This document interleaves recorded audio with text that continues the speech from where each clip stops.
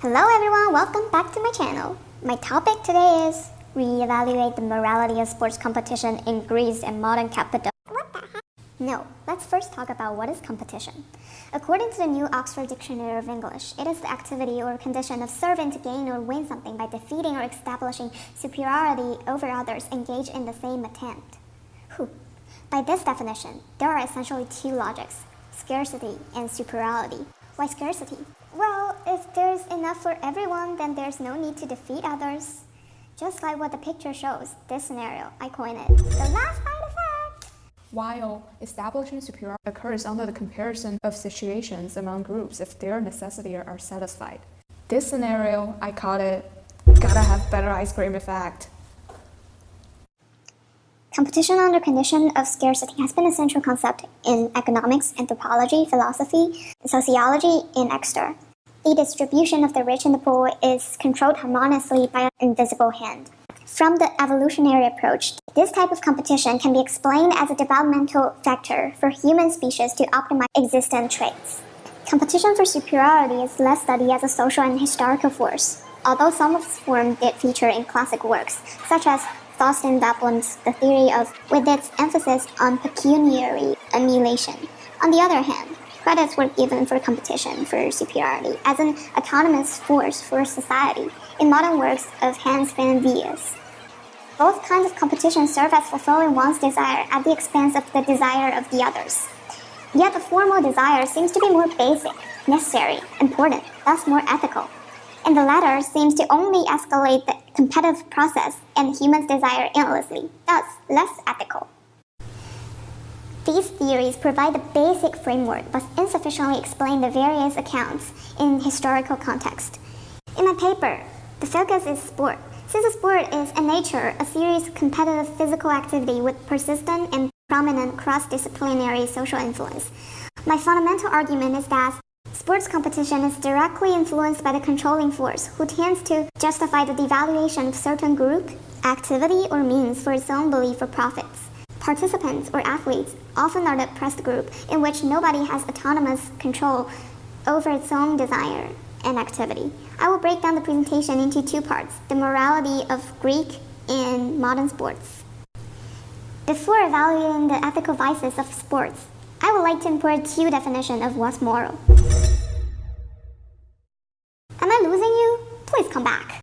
Descriptively, it refers to certain codes of conduct put forward by a society or a group, such as a religion, or accepted by an individual for her own behavior. Or normatively, to refer to a code of conduct that, given specific conditions, will be put forward by all rational persons. And holiday games, including 4 major annual sports festivals, were primarily part of a religious festival in honor of Zeus, Apollo, Heracles, and Poseidon. Among them, the Olympic was the most prominent one. The winner was awarded by the olive wreath, also known as Katanos, as a representation of Zeus. So the winner of the game was much closer to the god worshipped by all. By winning, he was more superior than his peers. Also, there was only one winner per game and certain amount of games per year. Thus, winners were distributed with more resources, and among the winning group, the resources were the same because the prize is the same. In addition, because of the concept of fair play, the games should be perfectly competitive. However, the games were sufficient to be moral descriptively, but not necessarily to be moral both normatively and descriptively. Descriptively, the Olympic spirit of the games was deeply ingrained in participants' conduct, since participants did not break any rules of fair play when they were aiming for personal virtues. This made the Olympic Games sufficiently moral. However, it was not necessarily moral descriptively. The contextual morality was a paternalist concept created by the Ali class, aka the religion or the philosopher. Just because Plato emphasized the connection between physical education and moral education, or Aristotle argued that sportsmen should always pursue a better person. However, it is that the definition of a better person and the reason why a person wants to use sports as the main venue to do so are irrational. Eric Fromm, in his book The Art of Loving, defined the nature of love of God as a father's love or conditional love. One must fulfill certain traits to gain the love.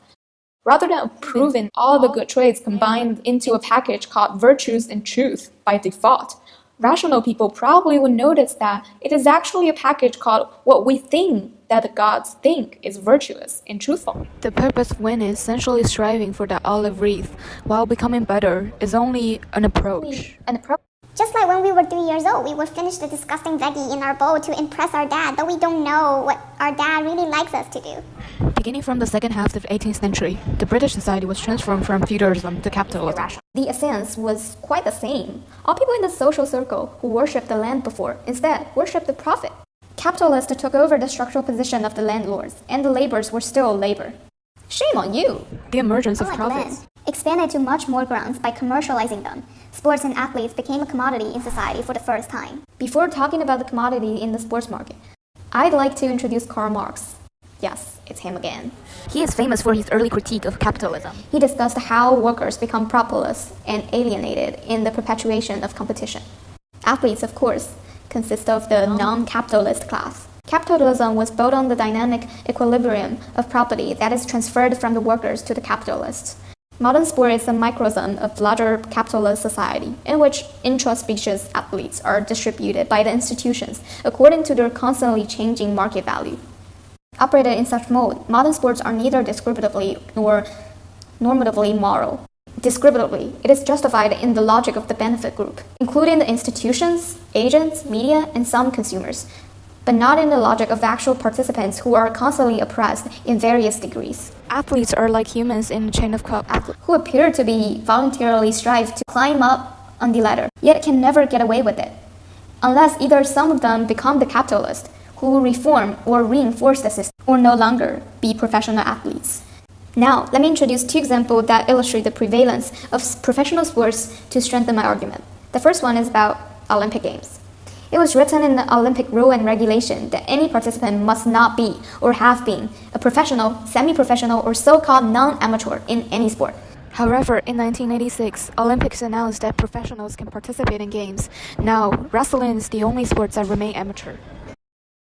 The second example is about the fantasy sports, which is a semi-virtual group activity in which users can trade, waive, and acquire players in the preseason draft or throughout the season. Users compare the attendance point value based on the player's performance in the real life. The Fantasy Sport Trade Association estimates more than 32 million adult Americans and Canadians participate in fantasy sport each year, though there is no reward given to the winning user. The prevalence of this form of leash reflects users' inclination towards power and results in the reproduction of the existing system. The winner of the group gets to eat more candy, although none of the group members made the rule, nor the group member had the candy initially. The competition under scarcity is perfectly rational, only in the case that athletes themselves are not part of the resources to be distributed. In the pool of resources for athletes, the property is limited and ideally constant, so some commodities can only gain their own value by diminishing the value of other commodities. Also, the monopolism of upper-level sport is irrational. People consent to the skill gap between professional athletes and amateur athletes. Furthermore, it is known as a fact that going pro is the only available next step for an amateur player who wants to acquire better training and skills or play with highly skilled contestants, which leaves good athletes with no choice but entering the market to become commodities. This created a glass ceiling on the amateur sports. However, athletes should be given a fair chance to become more skilled athletes, regardless of their volunteer choices between getting or not getting paid. In conclusion, competitive sports in ancient Greece and modern capitalism are unjust, generally in the descriptive sense. In both contexts, athletes are controlled under rules and regulation imposed by a powerful group, the religion or the philosophy in Greece, and the capitalist in modern society. In the logic of the controlled group, however, the competition was descriptively moral. In a normative sense, competition is unjust, because the universal quality of being good only works under certain conditions in Greece, and athletes' free choice between amateurism and professionalism is disapproved arbitrarily.